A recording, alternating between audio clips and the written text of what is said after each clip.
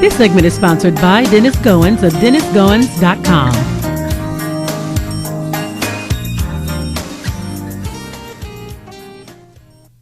I'm Lady Charmaine, and I'm here with financial advisor, Mr. Dennis Goins. How you doing today, Dennis?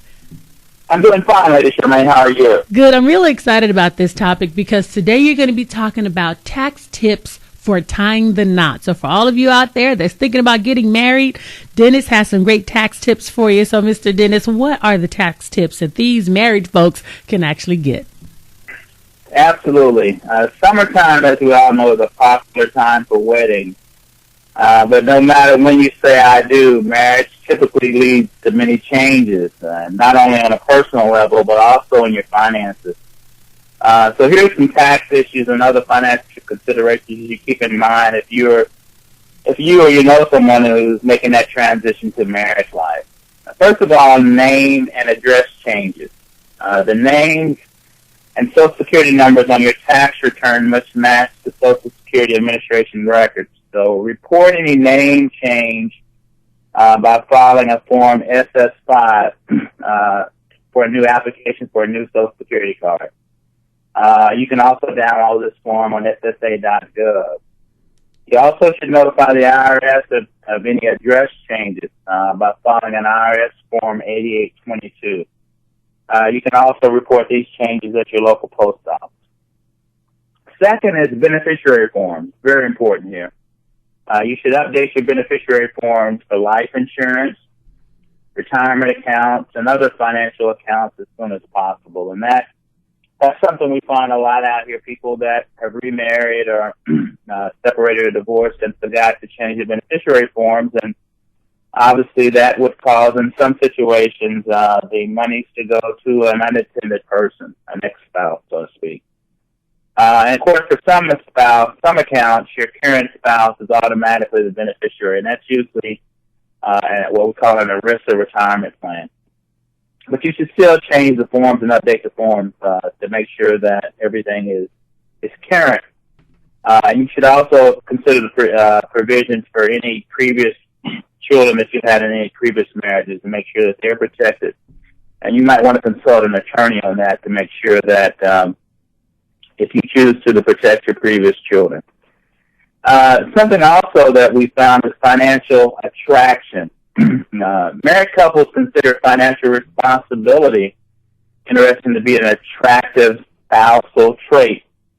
But women place more emphasis on it than men. And when we start talking about paying bills on time, maintaining a budget, openness about personal finances, and knowing your own credit score, women consider this more of a favorable trait than men. So that's just something to kind of be knowledgeable of as you go forward in this married life.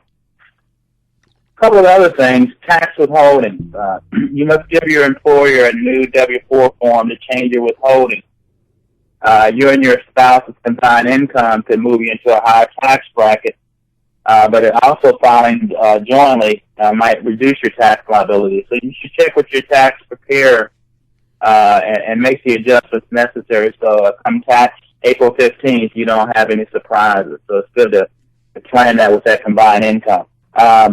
Also, the Affordable Care Act issues. If you bought insurance from the Health Insurance Marketplace, which is part of the Affordable Care Act, and you received an advance payment of a premium tax credit, you should report any changes in income or family size to your Affordable Care Marketplace. You should also notify the marketplace if you move out of the area covered by your plan.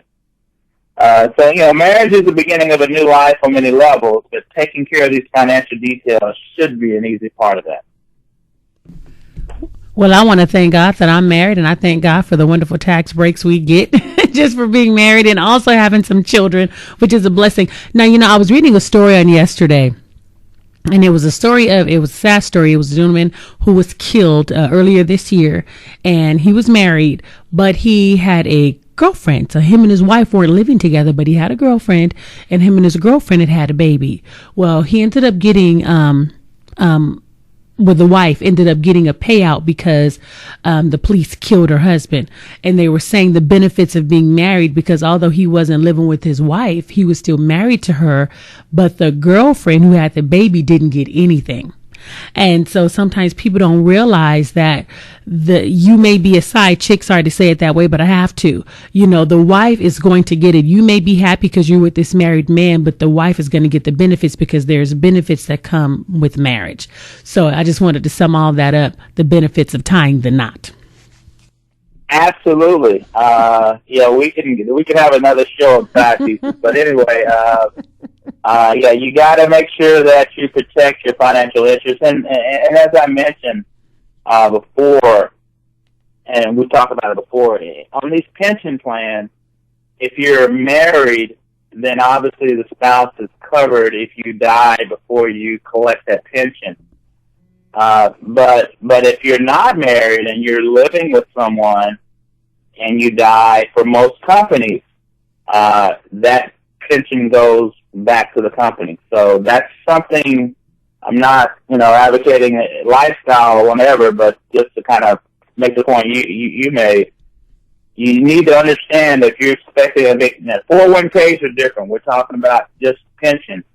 You might want to check on the pre-retiree death benefits for pension plans, and a lot of people don't understand that.